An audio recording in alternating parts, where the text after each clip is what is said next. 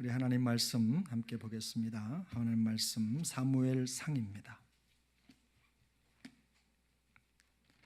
사무엘상 3장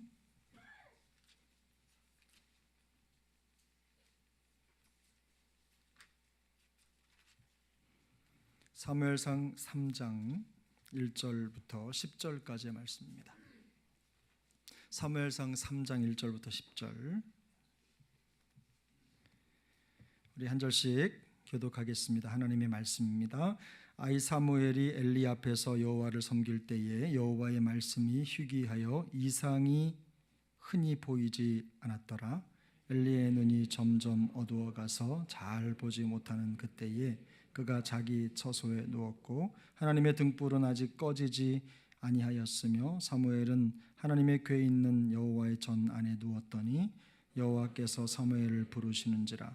그가 대답하되 내가 여기 있나이다 하고 엘리에게로 달려가서 이르되 당신이 나를 부르셨기로 내가 여기 있나이다 하니 그가 이르되 나는 부르지 아니하였으니 다시 누우라 하는지라. 그가 가서 누웠더니 여호와께서 다시 사무엘을 부르시는지라. 사무엘이 일어나 엘리에게로 가서 이르되 당신이 나를 부르셨기로 내가 여기 있나이다 하니 그가 대답하되 내 아들아 내가 부르지 아니하였으니 다시 누우라 하니라. 사무엘이 아직 여호와를 알지 못하고 여호와의 말씀도 아직 그에게 나타나지 아니한 때라. 여호와께서 세 번째 사무엘을 부르시는지라. 그가 일어나 엘리에게 가서 당신이 나를 부르셨기로 내가 여기 있나이다 하니 엘리가 여호와께서 이 아이를 부르신 줄 깨닫고 엘리가 사무엘에게 이르되 가서 누웠다가 그가 너를 부르시거든 내가 말하기를 여호와여 말씀하옵소서 주의 종이 듣겠나이다 하라 하니 이에 사무엘이 가서 자기 처소에 누우니라. 여호와께서 임하여 서서 전과 같이 사무엘아 사무엘아 부르시는지라. 사무엘이 이르되 말씀하옵소서 주의 종이 듣겠나이다 하니 아멘. 여러분은 신앙생활의 여정에서 가장 중요한 게 무엇이라고 생각하십니까? 신앙생활에 있어서 가장 중요한 거, 우리에게 있어서 없어서는 안 되는 가장 중요한 게 무엇이라고 생각하십니까? 여러 가지가 있겠죠. 신앙생활을 하면서 우리가 정말 이것만큼은 정말로 중요하다, 꼽을 수 있는 한 가지를 딱 꼽으라면 여러분들은 꼽으라면이 표준말입니까? 사투리입니까? 네. 꼽으라면 여러분 어떤 걸 정하시겠습니까? 우리 신앙생활이 좌초하지 않고 은혜의 바다를, 인생의 바다를 순항하고 순풍의 돛단배처럼 쫙 순항을 하고 혹여 폭풍우를 만날지라도 잘 견디고 이겨낼 뿐만 아니라 우리가 원하는 목적지, 주님이 원하시는 목적지까지 잘 갈 수 있도록 우리가 살기 위해서 정말로 필요한 게 뭐라고 생각하십니까? 오늘 본문을 보면 하나님께서 사무엘을 부르는 장면이죠. 하나님께서 어린 사무엘을 부르는 장면이 기록되어 있어요. 그래서 사무엘의 모습을 그대로 보여주는데 하나님께서 어린 사무엘을 부르는 장면 속에 우리가 신앙생활의 여정에 정말로 중요한 것, 다른 어떤 것보다도 이것만큼은 절대로 양보할 수 없는 정말로 중요한 원리가 담겨 있습니다. 사무엘의 모습을 성경이 표현할 때 여호와를 섬겼다 이렇게 표현합니다. 사무엘이 엘리 앞에서 여호와를 섬길 때에 이 3장 1절까지 이 표현이 3번 등장을 하는데요, 11절에 한 번, 또 18절에 한 번, 그리고 오늘 3장 1절에 한 번 이렇게 3번 등장을 합니다. 그러니까 사무엘이라고 하는 어린 소년을 표현하고 그의 정체를, 그가 누구인지를 성경이 보여줄 때 그가 여호와 하나님을 섬기는 사람이라는 것을 계속해서 성경 기자는 강조하고 있는 겁니다. 하나님과의 관계에서 그가 누구고 무엇을 하는 사람인지를 선명하게 선을 긋는 거예요. 반대로 이 사무엘이 여호와를 섬겼다라고 하는 이 표현은요, 엘리와 또 엘리의 두 아들이죠, 악한 행실을 가지고 있는 이 두 아들 제사장과 비교해 봤을 때 매우 대조적입니다. 그들과는 전혀 다른 모습으로 하나님을 섬기는 것이고, 또 사무엘이 자기 자리를 지키고 있다는 것을 성경이 보여주는 거예요. 당시 시대 상황이 오늘 본문에도 그대로 나와 있는데 1절을 같이 한번 더 읽어볼까요? 1절 시작. 아이 사무엘이 엘리 앞에서 여호와를 섬길 때에 여호와의 말씀이 희귀하여 이상이 흔히 보이지 않았더라. 놀랍게도 이 1절 말씀과 2절, 엘리의 눈이 점점 어두워 가서 잘 보지 못하는 그때에 그랬어요. 그리고 자기 처소에 누웠다. 그런데 여호와 하나님을 잘 섬기는 사무엘과 더불어서 3절에 보니까 하나님의 등불은 아직 꺼지지 않았다라는 표현이 등장을 합니다. 그러니까 절망과 소망을 오가면서 성경은 계속해서 시소를 타는 거예요. 절망과 소망을 오가면서 본문의 흐름을 끌어갑니다. 당시의 시대에 여호와의 말씀이 희귀하고 이상이 흔히 보이지 않았다라는 말은 말 그대로입니다. 보편적인 하나님의 말씀이 이스라엘 백성들에 있어서는 거의 일반 식사 같은 밥 같은 말씀이어야 되는 그 말씀이 이들에게 희귀하다, 정말로 보기 어렵다, 드물다, 이런 뜻이에요. 근데 엘리의 눈이 그나마도 더 어두워서 잘 보지 못한다. 설상가상이죠. 하나님의 말씀이 드러나지도 않는데 제사장의 자리에 있는 사람의 눈이 어두워서 그나마도 보지 못한다. 이것은 단순히 엘리의 신체적인 조건이 열악하다라는 걸 드러내는 게 아니라 엘리라고 하는 당시의 종교 지도자로서, 제사장으로서 이스라엘 백성들의 영혼을 책임져야 하는 그런 자리에 있는 사람이 하나님의 말씀을 듣지 못하는 영적인 침체를 이 엘리라고 하는 사람을 통해서 보여주는 겁니다. 말씀이 희귀할 뿐만 아니라 이상이 더 이상 보이지 않는다. 그리고 더군다나 그 몸을 견디지 못해서 자기 초소에 누웠다. 그러니까 아무런 말씀의 역동이, 말씀이 살아있다는 증거가 나타나지 않는 것입니다. 하나님의 말씀이 희귀했다, 이상이 흔히 보이지 않았다는 말을 뒤집어서 생각해 보면 누구도 하나님의 말씀 중심으로 말씀에 민감하게 살아가는 사람이 없다, 별로 없다, 이런 뜻이에요. 거의 없다. 하나님의 말씀에 귀 기울이면서 말씀 중심으로, 하나님 중심으로 사는 사람을 정말 찾아볼 수 없다, 쉽게 찾을 수 없다, 이런 뜻이에요. 다시 말해서 어린 사무엘이 엘리 앞에서 하나님을 섬긴다라는 말은 뭐예요?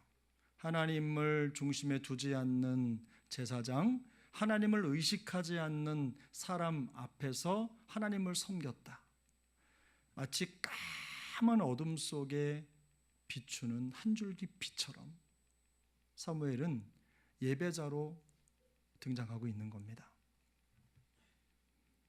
그러니까 사무엘처럼 하나님을 섬기는 사람이 정말 희귀했다는 거예요.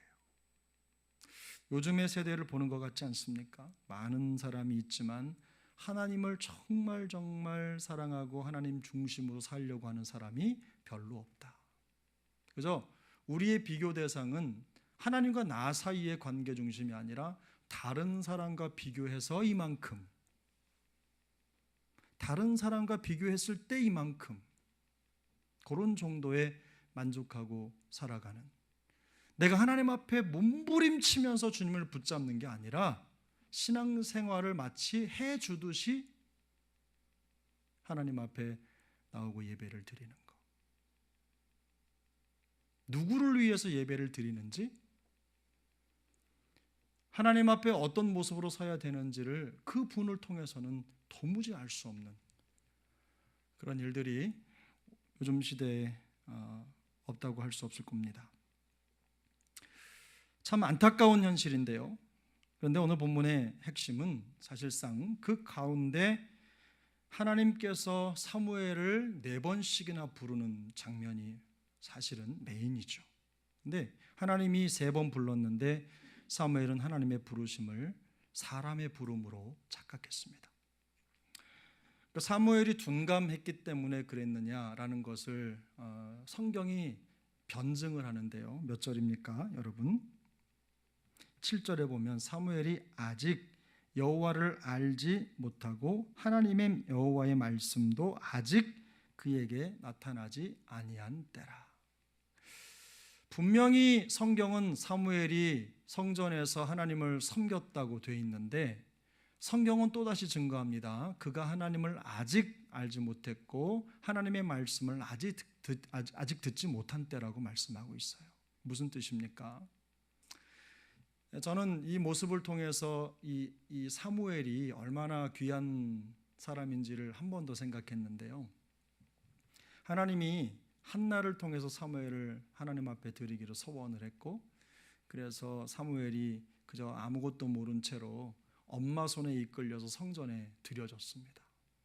그리고는 아무것도 모른 채로 엄마가 하라는 대로 한 거예요. 뭐 2가지가 있겠죠. 뭐 여기에 주제가 얼마나 많겠어요. 그만큼 엄마, 부모의 신앙이 아이들의 신앙의 앞길을 준비시킨다, 이런 뜻도 있지만, 사무엘이 그곳에서 있을 때 하나님께서 그 사무엘의 마음에 어떤 영역을 보셨느냐? 사무엘이요, 엘리 제사장을 하나님처럼 섬긴 거예요. 그래서 사무엘이 그 흔적이 어디에 있냐면, 밤에 목소리가 들렸는데 그게 자다가 엘리가 자기를 불렀다고 생각을 한 거예요. 한 번도 아니라 3번씩이나 반복해 일어나면서 똑같이 반응을 합니다. 여기에 사무엘이 왜 자꾸 나를 불러, 이렇게 표현했다는 흔적은 없어요. 사무엘은 성전에서 엄마가, 아버지가 가르쳐준 대로 하나님을 섬기는데, 성경이 말하는 대로 아직 그가 하나님을 알지 못했고 말씀을 경험하지 못했지만 그는 엘리 제사장이 하라는 대로 한 거예요. 하라는 대로 그곳에서 하나님을 섬기는 모습으로 불러들여서 성전 깊숙한 곳에서 잠을 자면서 하나님께서 세우신 그 제사장에게 정말 충심으로 헌신하고 충성했던 거예요. 그런데 하나님은 그 사무엘의 모습을 뭐라고 평가합니까? 사무엘이 엘리 앞에서 여호와를 섬겼다 그랬어요. 바로 이게 저는 사무엘에게 있어서는 비장의 카드라고 저는 확신합니다. 4번째 하나님께서 사무엘을 부르실 때 그때 엘리의 도움을 받아요. 우리가 생각할 때는 혀를 끌끌 찰 만한 제사장의 모습이죠. 자기 몸도 가누지 못하고 하나님의 말씀을 갖지도 못하고 민감하게 그 말씀을 듣지도 못하고 그 말씀 중심으로 살지도 않는 제사장이었고 철저하게 종교적인 사람이었지만 하나님은 그럼에도 불구하고 그를 통해서 사무엘을 가르치십니다. 그러니까 하나님께서 들어서 당신의 사람을 세워가실 때 하나님이 사용하지 못하실 게 어디 있겠어요. 부족한 제사장 엘리도, 홈니와 비느하스도 뿐만 아니라 아이를 갖지 못하는 한나도 하나님의 역사에는 귀중한 재료가 된 것입니다. 그래서 여러분, 우리가 능력이 없다고 물러서는 것만큼 하나님 앞에서 불충이 없어요. 하나님은 우리 마음을 보시고 쓰십니다. 또 하나님은 필요하시면 우리를 언제든 들어 쓰실 수 있는 분이에요. 그러므로 여러분, 적어도 엘리가 이렇게 하나님의 거룩한 역사, 하나님의 사람을 세우는 일에 쓰임 받았다고 하면 우리는 조금 더 가능성 있는 거 아니에요? 우리는 조금 더 가능성 있는 거 아니에요? 엘리가 단지 1%밖에 가능성이 없었다고 한다면 하나님은 그 1%를 통해서 나머지 99%를 당신이 채우신 거예요.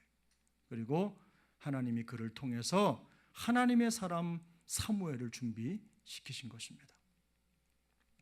근데 여러분 아시겠지만 하나님의 음성이라는 걸 먼저 깨달은 사람이 누구냐면요, 엘리예요.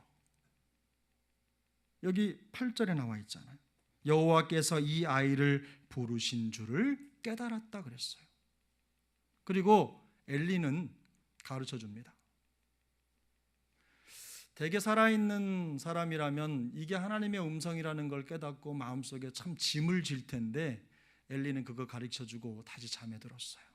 근데 이 사무엘이 그 엘리의 말을 듣고 시킨 대로 합니다. 들린 음성대로 하나님이 또 그를 불렀을 때, 사무엘아 사무엘아 불렀을 때 사무엘이 뭐라고 얘기했어요? 뭐라고 했어요? 말씀하옵소서, 종이 듣겠나이다. 똑같이 얘기했어요. 사무엘이 대답하자 하나님께서 이제 11절 이하에서는 그가 할 일들을 명확하게 말씀하기 시작합니다. 사랑하는 여러분, 이쯤에서 정리를 해야 될 것 같은데요. 더 내려가면 양이 많아지니까 우리 10절까지만 읽었는데 10절까지 핵심은 뭐냐면 사무엘이 끝내는 이제 한 번도 경험하지 못했던 하나님의 임재와 하나님의 말씀을 이제 경험하기 시작하는 거예요.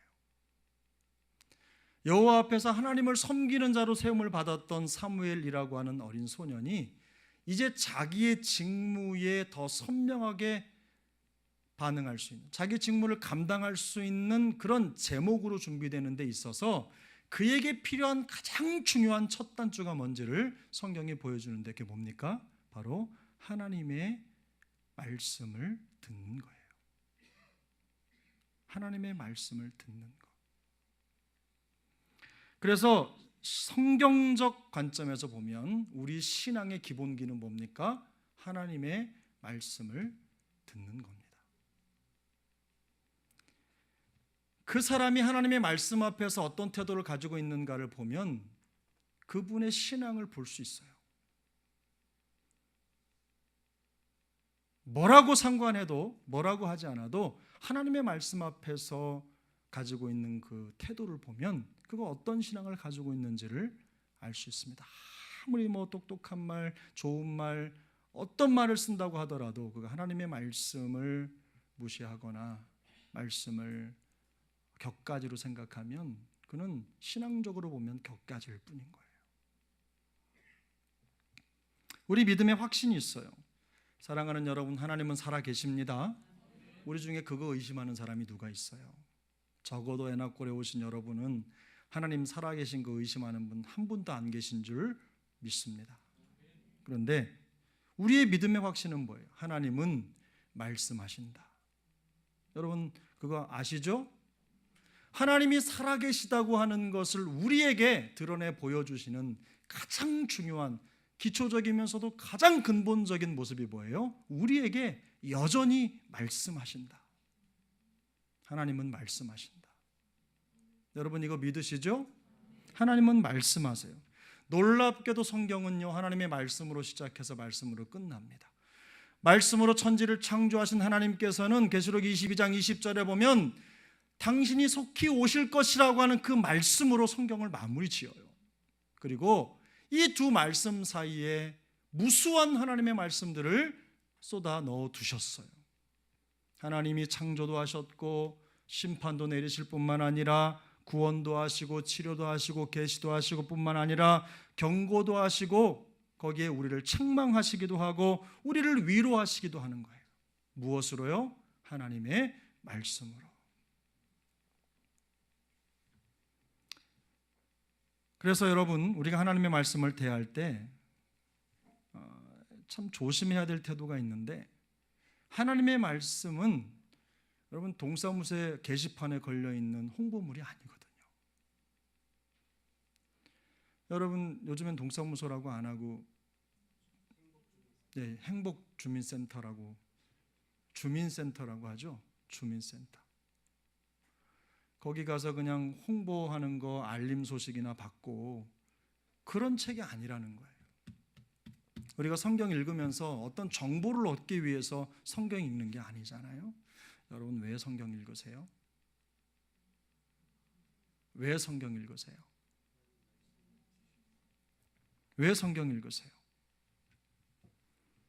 주여 말씀하옵소서 종이 듣겠나이다. 이 마음으로 성경 읽잖아요. 물론 공중으로 하나님이 전체를 대상으로 말씀하시기도 하지만 하나님은요 인격적이세요. 그래서 우리에게 말씀하실 때 반드시 개인적으로 말씀하십니다. 개인적으로. 여러분 대화하시다가 기분 나빠 보신 적이 있으세요? 상대방이 내 말을 허투루 듣거나 내가 하는 말을 우습게 생각하거나 무시하는 것 같은 그런 인상을 받으신 적이 있으세요? 그래서 기분 나쁜 적 있으셨어요? 나는 뭔가 신중하게 말하는데 듣는 사람이 거기에 대해서 아무런 반응도 하지 않고 대면대면이 맞죠? 대면대면 하는 거 들어보신 적 있으세요? 보신 적 있으세요? 경험한 적 있으세요? 기분이 어떠셨어요? 뛸 듯이 기쁘셨어요? 아니면 기분이 나쁘셨어요? 하나님이 우리에게 말씀하실 때 인격적으로 개인적으로 우리 개인에게 말씀하실 때 여러분 그걸 무시했다고 한번 생각해 보세요.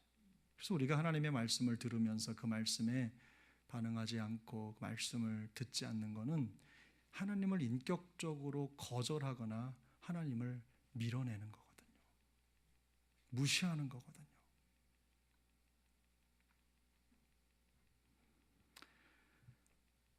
이거 엄청나게 여러분 우리에게 있어서는 심각한 문제 아닙니까? 주님 뜻대로 그다음 뭐죠? 주님 뜻대로 사실은 반박자 더 있다 하셔야 됩니다. 그런데 주님 뜻대로 살기로 했네 뒤돌아서지 않겠네. 여러분 그 리듬에 더 익숙하시죠? 핵심이 뭐예요? 주님 뜻이 뭡니까? 우리가 고백하고 늘 항상 마음속에 두고 있는 숙제가 뭐예요? 하나님의 말씀대로 뜻대로 살겠습니다. 그 고백을 하는데 사실은 말은 그렇게 하는데 하나님의 뜻을 들려줄 때 우리가 하나님의 뜻에 제대로 반응하고 있지 않다면 그분 인격적으로 우리에게 말씀하시고 우리에게 그 뜻을 보여주시려고 하시는 그 하나님을 배척하고 밀어내는 것이나 다름이 없다는 뜻입니다. 사무엘은 처음에요 3번씩이나 말씀하시는 하나님을 깨닫지 못했어요. 사무엘의 실수라면 실수가 뭐예요? 하나님의 말씀을 사람의 말로 생각한 거예요. 그래서 그는 하나님께 주여 말씀하옵소서 종이 듣겠나이다라고 반응하지 못하고 엘리에게 찾아가서 저를 부르셨습니까? 저를 불러서 제가 왔습니다라고 반응을 했어요. 자기가 살아가는 삶의 관성대로 반응을 한 거예요. 자기가 열심히 그렇게 살았는데 지금까지 그렇게 살았는데 그런 대로 반응을 한 거예요. 우리가 신앙의 여정 속에서 많은 경우에 하나님의 말씀을 놓칠 수가 있어요. 그렇기 때문에 다행히 엘리가 거기에는 쓰임을 받았습니다.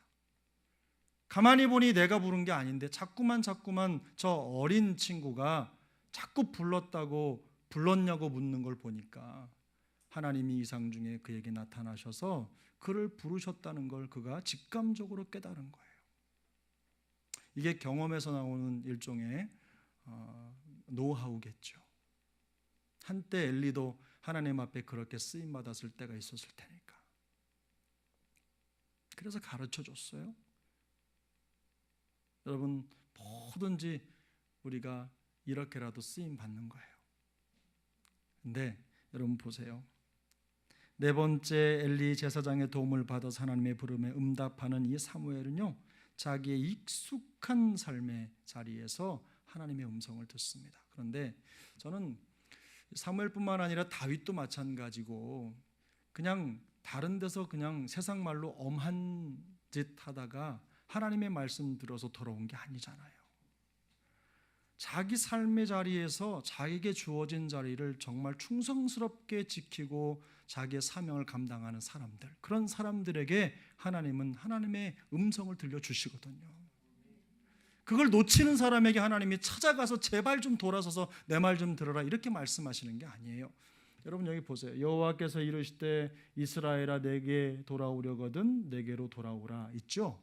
근데 여기 return to me인데요. 저게 뭐냐면요, 하나님이 나를 가는 사람을 돌려 세워서 이리로 오라고 말씀하시는 게 아니에요. 성경을 읽어보면 무슨 뜻이냐면 네 의지로 내게로 돌아서라. 그래서 여기 내가 돌아오려거든 내게로 돌아오라 이거예요. 돌아오면 모든 게 바뀐다 그 뜻입니다. 거기까지는 어떻게 해요? 내가 내 의지로 돌아서야 된다는 거예요. 그래서 우리가 하나님의 말씀 앞에 우리를 세울 때 마찬가지예요. 하나님이 그냥 딴짓하고 먼 산 쳐다보고 있는 사람에게 그냥, 물론 그럴 수도 있죠. 벼락같이 그냥 급할 때는 불러가지고 귀를 뚫어서라도 말씀을 들려주실 테니까. 그런데 보편적으로 성경은 그렇지 않아요. 마음에 충성이 없는 사람, 하나님을 찾지 않는 사람, 사모함이 없는 사람들에게 하나님이 찾아가셔서 당신의 뜻을 보여주실 리가 별로 없어요. 그렇지 않아요. 여러분, 그래서 우리가 하나님 앞에 설 때 우리가 하나님의 말씀 늘 들을 준비가 되어 있어야 되는 겁니다. 자다가도 하나님의 말씀이 들리면 반응할 수 있는 준비가 되어 있어야 돼요. 가끔은 우리가 깨닫지 못할 때 사람을 통해서, 저도 신학교 처음 갈 때요, 그걸 잘 몰랐어요. 그래서 옆에 있는 목사님이 가르쳐 주셨어요. 반신반의하고 갔던 길이었어요. 와 보니 그 길이 맞네. 그럴 때가 있었습니다. 누구에게나 다 있어요. 그래서 여러분, 우리가 기도할 때 하나님 앞에서 그런 기도를 드리셔야 돼요. 하나님, 사람의 음성과 하나님의 음성을 구분하지 못하는 그런 일이 저에게 없게 해 주옵소서. 그리고 우리가 들은 하나님의 말씀, 그 말씀 우리가 오늘 읽지는 않았지만 이제 사무엘의 역할이 명확하게 규정이 되는데 뭐냐면 네가 들은 그 말씀을 선포하라 이겁니다. 그래서 우리가 제사장이요, 왕 같은 제사장이요, 선지자잖아요. 그죠? 그런 부르심을 받았죠? 저만 받았습니까? 여러분도 받으셨습니까? 우리 모두가 다 하나님 앞에서 그런 왕 같은 제사장으로 이 세상에 하나님의 말씀을 선포하는 선지자로 부름을 받았어요. 그래서 우리가 하나님의 말씀을 듣는다는 것은 뭐냐면 내가 듣고 끝나는 게 아니에요. 그 말씀 들은 자로서 그 들은 말씀을 세상 가운데 보여줄 책임이 있어요.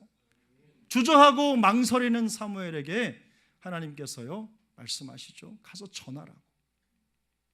쭈삣쭈삣하는 그에게 들은 말씀을 있는 그대로 선포해라 라는 겁니다. 사랑하는 여러분, 우리가 많은 말을 하나님 앞에 올려드리느라 기도하면서 하나님의 음성을 듣지 못하는 귀머거리 기도자가 되지 않기를 바랍니다. 귀를 열고 하나님의 음성을 들으셔야 돼요. 사람의 말이 아닙니다. 하나님의 음성을 들으셔야 돼요. 또 한 가지는 항상 여러분이 여러분의 삶의 자리에서 충성스러운 성도가 되십시오. 하나님 앞에서 충성스럽게 자기에게 맡겨진 그 일을 감당하는 거예요. 자꾸 머릿속으로 계산하지 마시고 하나님께서 허락하신 그 자리에서 할 수 있는 만큼 최선을 다해서 하나님을 섬기면 이런 평가를 받는 거예요. 사무엘이 엘리 앞에서 여호와를 섬겼더라. 이게 우리의 자화상이어야 합니다. 엘리가 그러니까 난 안 가. 결국엔 누구 손해예요? 누구 손해예요? 우리는 다 그렇잖아요. 우리는 다 그렇잖아요. 많은 경우에.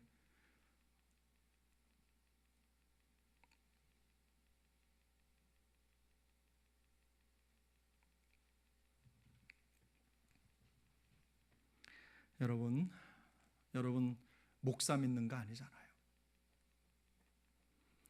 여러분이 매 예배 때마다 목사를 위해 기도해 주시는 것도 그런 이유잖아요. 그죠? 하나님의 말씀 잘 전하라고. 마찬가지. 신앙의 여정을 굳이 그렇게 그것 때문에 마음 쏟지 않아도 될 것 때문에 여러분 생명을 놓치지 마세요. 여러분 그런 일들이 얼마나 많아요.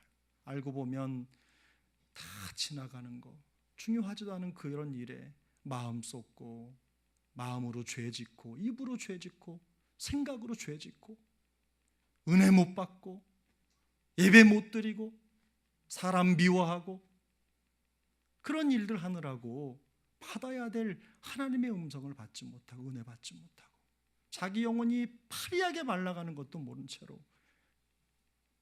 살아가는 사람들이 얼마나 많은지 몰라요. 우리는 그렇게 되지 않기를 바랍니다.